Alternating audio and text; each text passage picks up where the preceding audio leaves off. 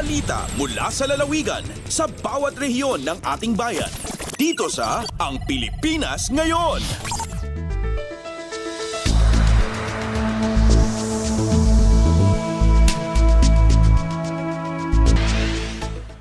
Dumako na tayo sa ating regional news ngayong araw na ito. Magtungo muna tayo sa rehiyon ng Luzon mula sa Lawag. 750,000 doses ng bakuna para sa HPV sapat para sa 30% kababaihan ayon sa DOH Region 1. Ang detalye ng balitang ito mula kay Rani Dorilag.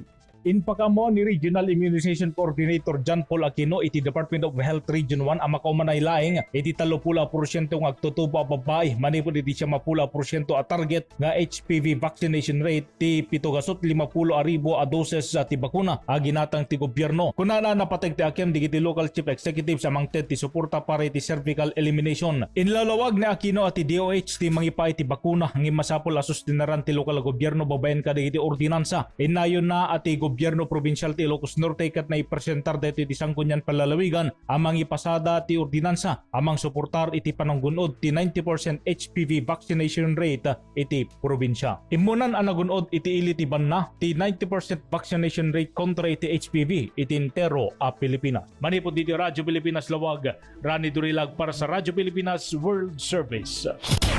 Balita mula sa lalawigan sa bawat rehiyon ng ating bayan. Dito sa Ang Pilipinas Ngayon. Maraming salamat, Rani. Yan ang ulat mula sa Lawag. Samantala, dumako naman tayo sa Agoo Child Development Workers at Kindergarten Teachers sa Bacnotan, La Union, sumailalim sa storytelling workshop.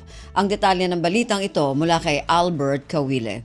Naipasidong iti Discovery the Storytelling and New Capacity Building Workshop. Dagiti child development workers kan kindergarten teachers ti Bacnotan La Union anaangay sa jay barangay agtipal itay na palabas alawas. Daytoy katapno dadapay nga agbalin nga epektibo ti wagas ti panagisuro dagitoy kadagiti ubing. Sira ragsak nga imbinglain ni storyteller Ray Buffy uno dadapay a pagamo kas Kuya Ray maysa a managistorya, inspirational speaker, trainer ken founder ti Basa Bookstore ken Storytelling Project, maysa a non-profit nga organisasyon amang isaknap iti panagayat iti panagbasa dagiti wagas iti panangisalaysay kadagiti istorya kadagiti amin at ti mabuno na dumadumang aktibidad wenno teknik ti panagsalaysay a pakairamanan ti read aloud, the 3T model, finger puppets, cut and tell, draw and tell ken adupay tinasuruan dagiti partisipantes nang tedmet ni Buffy iti tips no kasano ti umuso ken epektibo a panangisalaysay kadagiti istorya. Itultuloy ti lokal a gobyerno ti Bacnotan La Union nga idadawlan ni Mayor Divine Fontanilla ti panangipatungpal kadagiti programa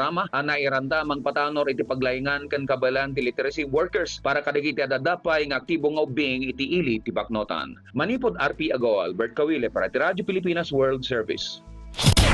Balita mula sa lalawigan sa bawat rehiyon ng ating bayan. Dito sa Ang Pilipinas Ngayon.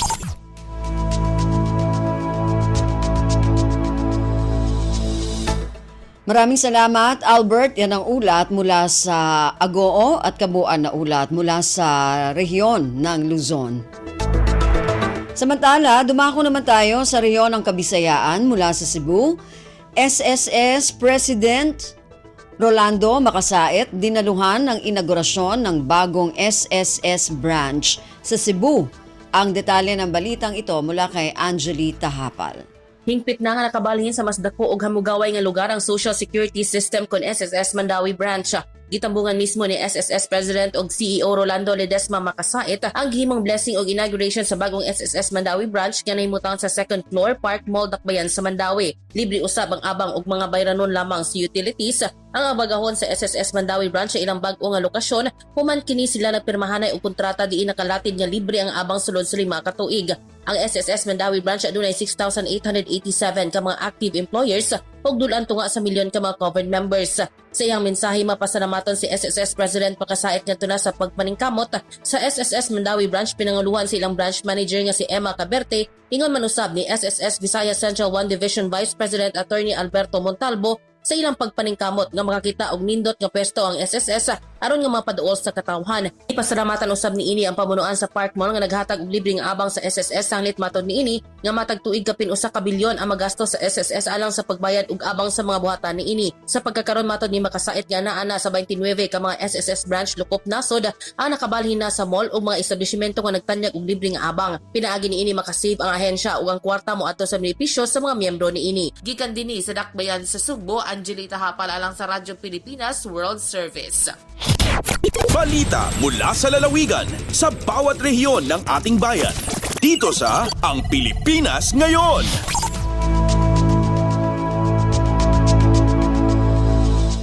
Maraming salamat, Angeli, yan ang ulat mula sa Cebu.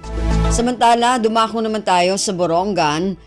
AKAP Financial Assistance na ipamahagi sa mahigit 1,000 benepisyaryo sa Giporlos, Eastern Samar. Ang detalye ng balitang ito mula kay Dayan Camplon. Maabot sobra 1,300 nga mga residente palibot hanbungtan ni Porlos sa nakakarawat ayuda pinansyal pinaagan programa ng gobyerno nga ayuda para sa kapos ang kita program or AKAP hadto ang kalabay nga simana hahi Porlos Municipal Gymnasium. Ang AKAP pinasagang programa ng gobyerno nasyonal ipinaagan Department of Social Welfare Development or DSWD nga may panuyo makapagaan. Hiton kabagaton han mga panginahanglanon han mga kwalipikado nga benepisyaryo nga habubuiton pangita ug adton mga minimum wage earners. Nangunang distribusyon ang buhatan ni Congressman Marcelino Libanan, kabakyangan buhatan han DSWD ng local government unit, hanas sabi nga bungto. Sigun kan Congressman Libanan, ang aton gobyerno, hapaw muna ni Pangulong Bongbong Marcos og leader ha Kongreso nga Speaker Martin Romualdez, inpadayon nga nagtatalinguha nga may dulongan bulig nga dahiton kadamaan. Tikang didi syudadan Borongan, Dayan Camplon para Radyo Pilipinas World Service. Balita mula sa lalawigan sa bawat rehiyon ng ating bayan. Dito sa Ang Pilipinas Ngayon. Maraming salamat, Dayan. Yan ang ulat mula sa Borongan. Samantala, dumako naman tayo sa Sogod. 7 exhibitors mula sa Southern Leyte lalahok sa Bahandi Eastern Visayas Trade Fair 2024. Ang detalye ng balitang ito mula kay Jev Vic Epis. Usa ka dakong kalihukan nga gipasugdahan sa Department of Trade and Industry o DTI Eastern Visayas ngadto sa SM Mega Mall, Mandaluyong City, Metro Manila, mao ang Bahandi Eastern Visayas Trade Fair nga mahitabo karong Oktubre 3 hangtod 7, 2024. Ang maong kalihukan magdala sa 158 ka exhibitors nga mga MSMEs kun micro small medium enterprises nga gikan sa 6 ka probinsya sa Region 8. Para sa probinsya sa Southern Leyte, ang DTI Provincial Office nagpasabot nga dunay 7 ka exhibitors nga moapil sa Bahandi karong tuiga. Apil niini ang Pansil Ecological Rehabilitation Agrarian Reform Cooperative sa lungsod sa Malitbog, Malitbog Agrarian Reform Cooperative, Leomar Integrated Farm sa lungsod sa Bontoc, La Caridad Farm sa lungsod sa Sugod, Rhea Naomi Food Products sa lungsod sa Libagon, Katmon CFMM PDOI sa St. Bernard, o Team Bibo Food House sa lungsod sa St. Bernard. Ang naasoy nga mga exhibitors magpasundayag o magbaligya sa nagkanlaing mga delicacies, food, processed foods, mga handmade craft o uban pang mga produkto. Ang probinsya sa Southern Leyte adunay target sales nga 3 million pesos o 8% sa katibuang target sa rehiyon nga naa sa 40 million pesos. Subay sa naasoy nga kalihukan, ang DTI Southern Leyte nag-inganyo sa mga katawhan nga naa karon sa kauluhan sa pagsuporta sa mga lokal MSMEs sa probinsya. Gikan sa Southern Leyte, Jevic Epis para sa Radio Pilipinas World Service. Balita mula sa lalawigan sa bawat rehiyon ng ating bayan. Dito sa Ang Pilipinas Ngayon.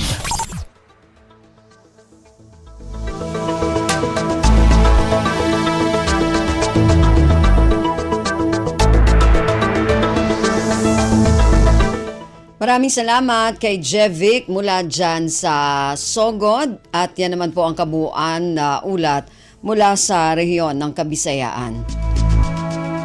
Samantala, dumako naman tayo sa rehiyon ng Mindanao mula sa Cagayan de Oro, kauna-unahang Rice, Artificial Intelligence and Drone Tech Expo. Inilunsad nitong Lunes sa Cagayan de Oro City. Ang detalye ng balitang ito mula kay Kokoy Medina.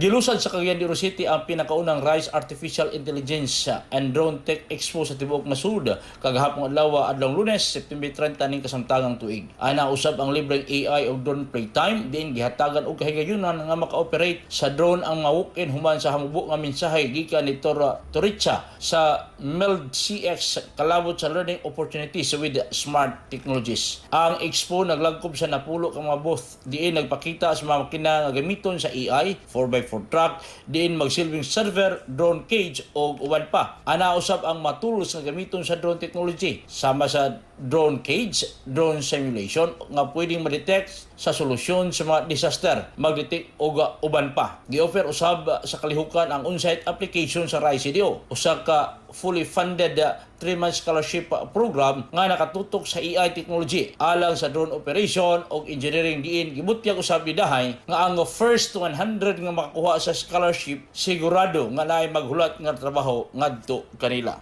Gikan dinhi sa Cagayan de Oro, kini si Kokoy Bidina alang sa Radyo Pilipinas World Service. Balita mula sa lalawigan sa bawat rehiyon ng ating bayan. Dito sa Ang Pilipinas Ngayon.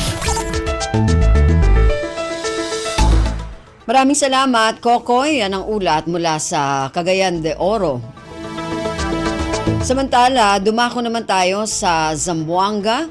International Committee of the Red Cross patuloy na itinataguyod ang pagrespeto sa international humanitarian law. Samantala, media orientation isinagawa sa lungsod ng Zamboanga. Ang detalye ng balitang ito mula kay Justine Bulanon.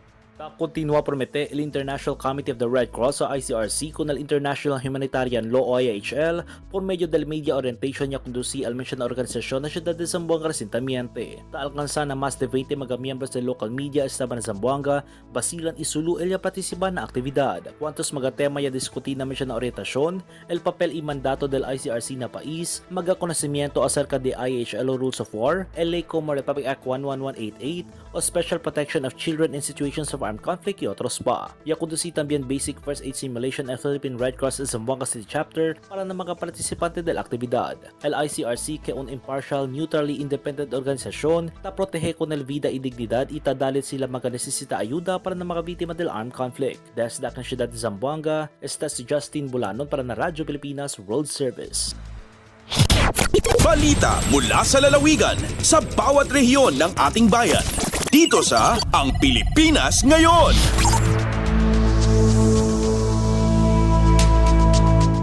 Maraming salamat, Justine. Yan ang ulat mula sa Zamboanga. Samantala, dumako naman tayo sa Iligan. DND Festival 2024 nagtapos sa isang magarbo at makulay na fireworks at libreng concert mula sa lokal na pamahalaan ng Iligan.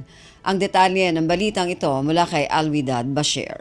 Nahuman na ang usa ka bulan nga kasaulugan sa DND Festival 2024 sa niagi na gabii. Ang lokal nga kagamhanan sa Iligan may representar og bongga kaayo na fireworks display ngadto sa katawhan sa Iligan ug sa mga nagbisita sa Dakbayan. Lakip usab niini ang libreng konsyerto gikan sa banda nga Sponge Cola nga gipasudayag sa main road sa Dakbayan. Gitambungan kini sa dili maihap nga mga residente og bisita sa Dakbayan gikan sa nagkalaing-laing mga silingan lungsod ug probinsya. Para sa mga gustong moapas ug magparty, padayon gihapon ang paghalad sa mugna sa Iligan. Ilabi na sa gabii, makita og masulayan ang laing-laing rides ug food booths sa mugna sa Iligan.